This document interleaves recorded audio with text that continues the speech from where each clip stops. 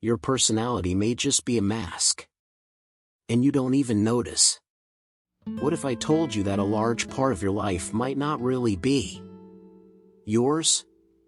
That many of the choices you believe you have made of your own free will have actually been shaped by expectations, unseen patterns, and forces you have never questioned?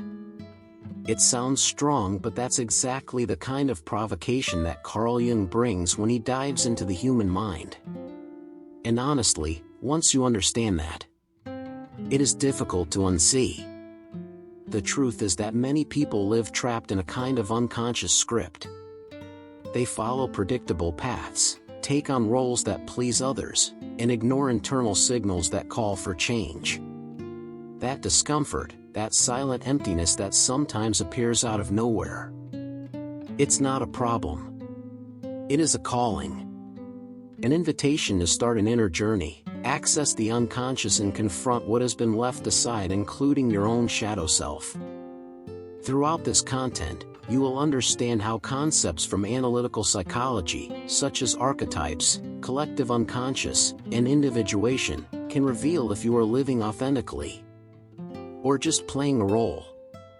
And more than that, you will discover practical ways to develop deep self-knowledge and awaken to your true life purpose. The question is, are you ready to face what you can find within yourself? You know that strange feeling of living on automatic, as if something important is missing, but you can't explain exactly what? Well, a lot of people go through this today. Even with everything in order on the outside, inside there seems to be a silent void. It's like life is happening, but you're not really into it. This is one of the first signs of a call for an inner awakening. Within analytical psychology, developed by Carl Jung, this feeling is not seen as weakness, but as an invitation. A call to look within and start a true inner journey. When we ignore this discomfort, we tend to distract ourselves with excessive social networks, work, empty relationships, all to avoid facing what our unconscious tries to reveal. Here comes something crucial: the conflict between consciousness versus unconscious. Your conscious mind wants stability and control, but your collective unconscious, full of archetypes and deep patterns, is trying to push you toward growth. A simple exercise? Start by writing down, at the end of the day, times when you felt disconnected. This small habit already starts a process of deep self-knowledge, opening space to understand what is really out of alignment. And why? When we talk about the meaning of life, we can't help but look at Carl Jung's trajectory. Unlike many theorists who are stuck only in cold science, Jung delved deep into his own mind in search of answers. He didn't just want to understand human behavior, wanted to decipher the mystery of existence. And, let's face it, this already shows that the restlessness you feel today, it also moved great minds. From an early age, Jung showed an almost obsessive interest in the inner world. He questioned dreams, symbols, strange coincidences, things that most people simply ignore.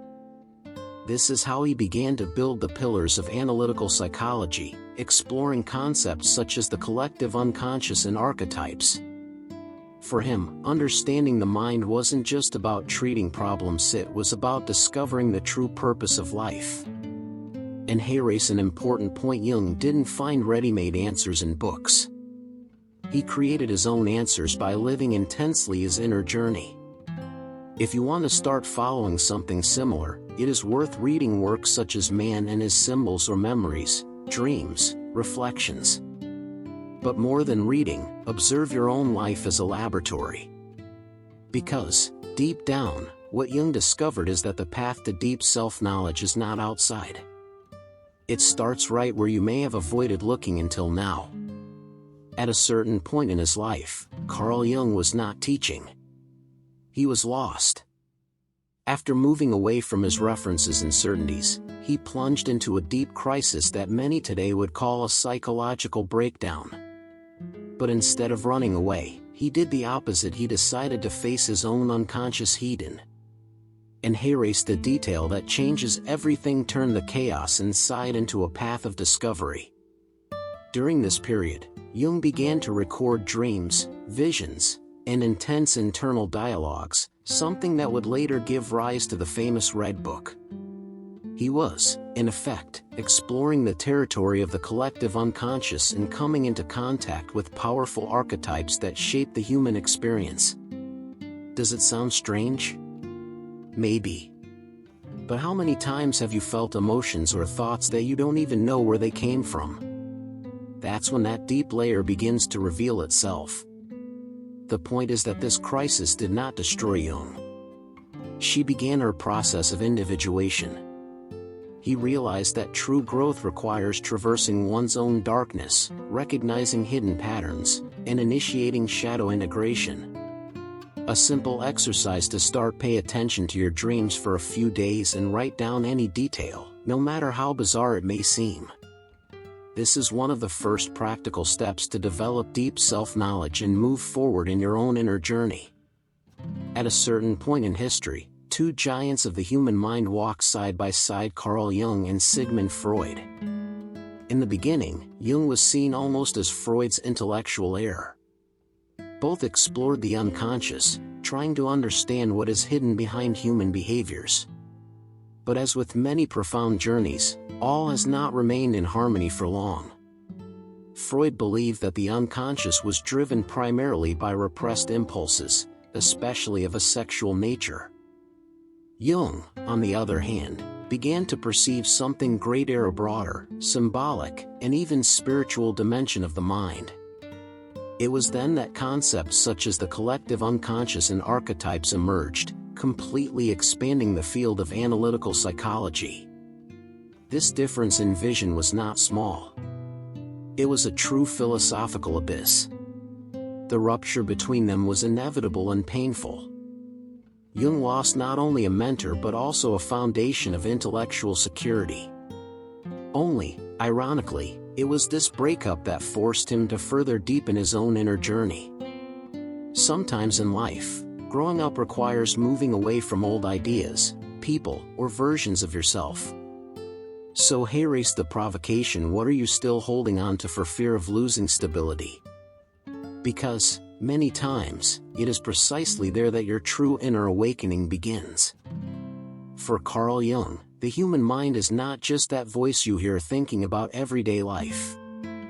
In fact, this is only the surface, what he called the ego, the conscious part that tries to organize reality. But underneath that, there is an entire universe working behind the scenes. And ignoring this is like trying to drive a car looking only in the rearview mirror. 1 hour goes bad. Just below the ego is the personal unconscious, where forgotten memories, traumas, and repressed experiences remain. You know those overreactions or emotions that come out of nowhere? Often, they come from there. But Jung went further and brought something even deeper: the collective unconscious. A field shared by all of humanity, full of universal archetypes that influence behaviors, choices, and even dreams, even if you never realized it. Understanding this structure completely changes the game of deep self-knowledge. Because it's not just about thinking positive, but about integrating these hidden layers into your consciousness versus unconscious. A practical step?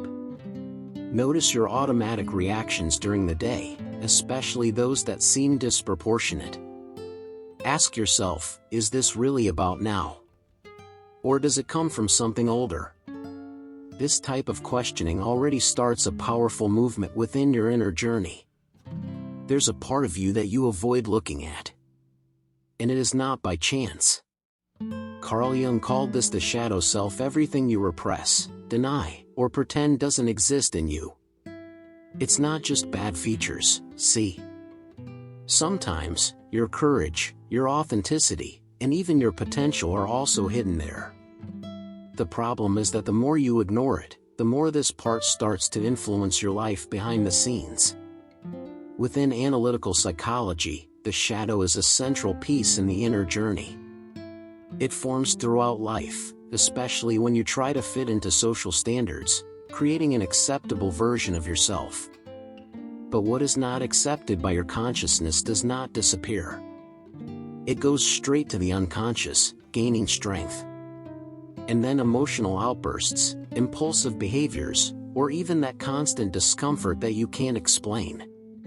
The way is not to eliminate the shadow, it is to do the shadow integration.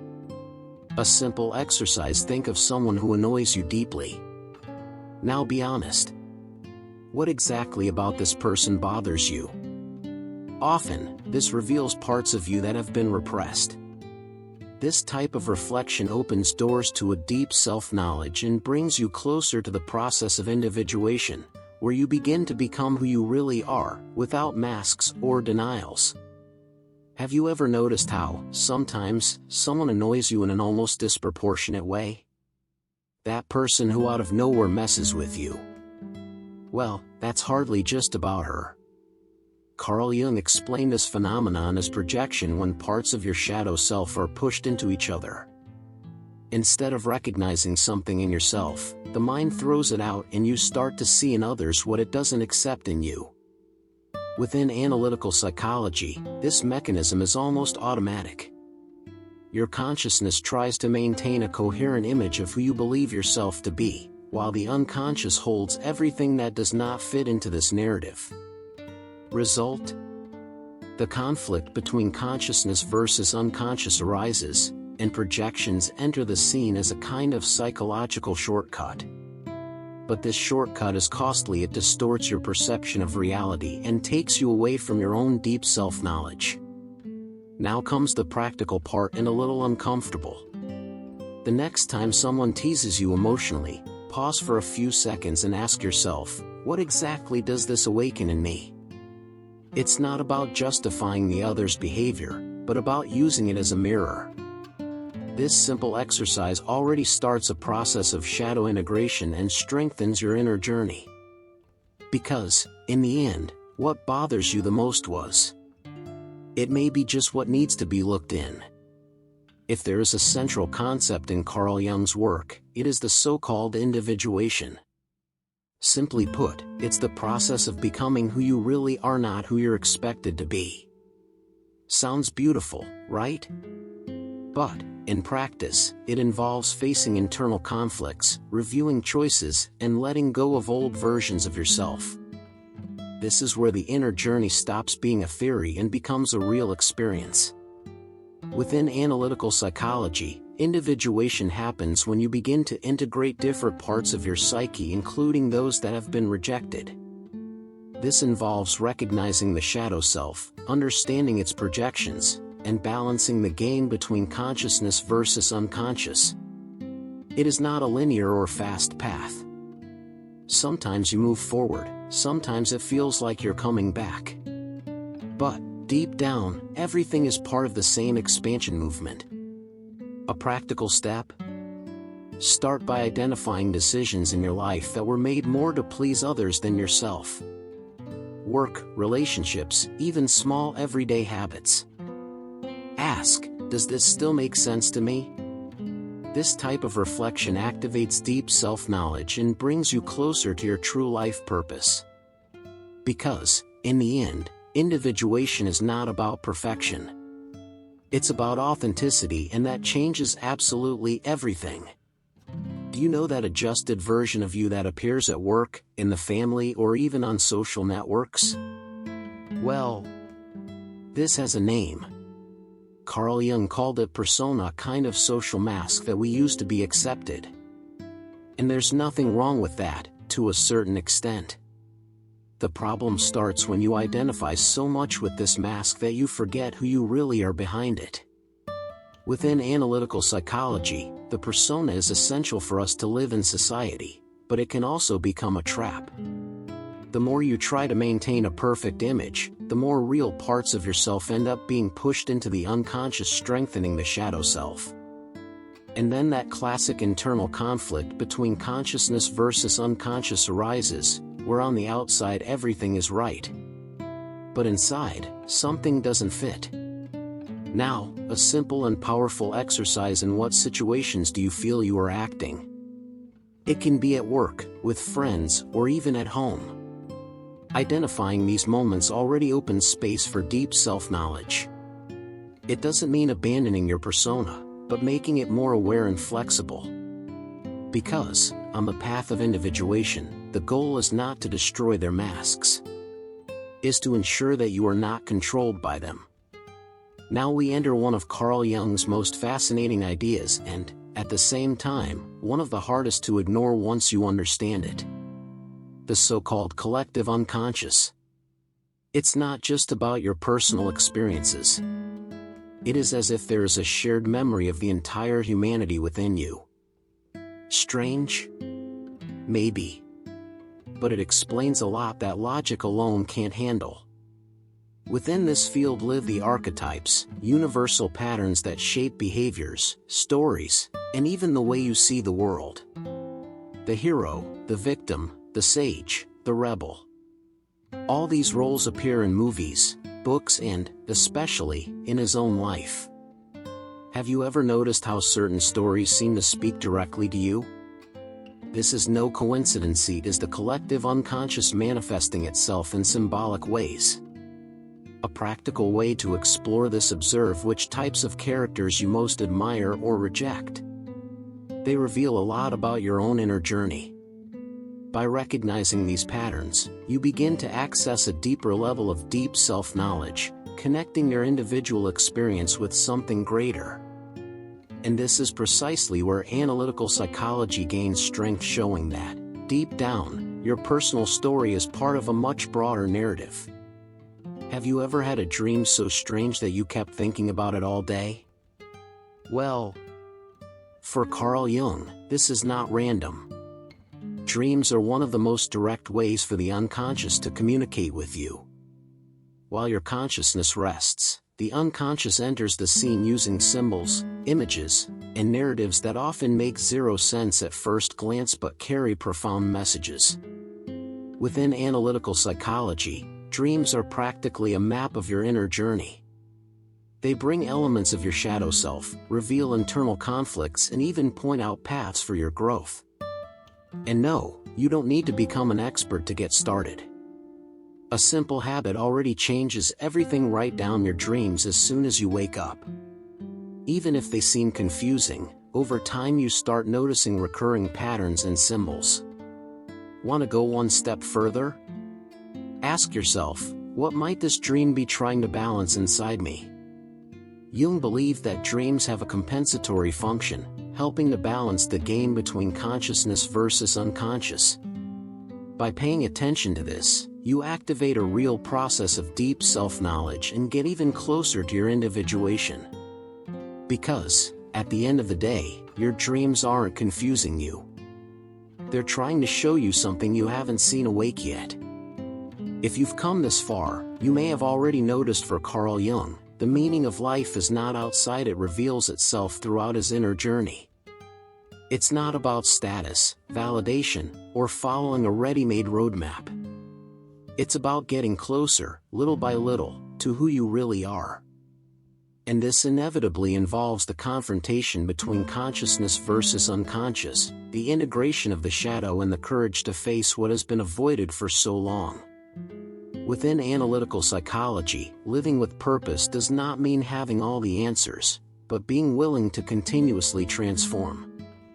The process of individuation has no clear end. It is a path.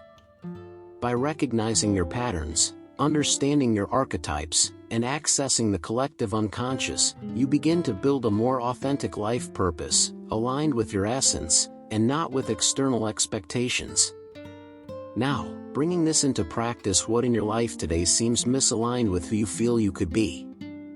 You don't have to change everything at once. Start small: a habit, a choice, a more honest decision with yourself. This movement already activates a deeper level of deep self-awareness and boosts your inner awakening. Because, in the end, life does not ask for perfection. She asks for presence and the courage to continue even without having all the answers. Now let me ask you, without filter, how many decisions in your life were really yours? And how many were just adaptations to fit? At what times did you silence your essence to maintain an image, a persona, a stability? And more importantly, what inside you keeps asking for attention, but you have been ignoring? These questions are not comfortable, but they are the starting point for any true inner journey. What you have seen so far is not just theory. It is a direct invitation to look more honestly at yourself, face your shadow self, observe your projections, and begin, little by little, the process of individuation. You don't have to turn your life upside down tomorrow. But it needs to start. Even if it is with a simple moment of silence, a note, a deeper reflection. Because your inner awakening does not happen from the outside in. It starts right where you decide to pay attention. And now I give you back the responsibility. What are you going to do with all this? It will continue on automatic. Or will you start to build a more conscious path? If this content has provoked you in any way, it is already a sign that something inside you has awakened. So enjoy this moment. Subscribe to the channel, activate notifications, and continue exploring this universe of deep self-knowledge. Because, at the end of the day, understanding yourself can be the most powerful step you'll ever take in life.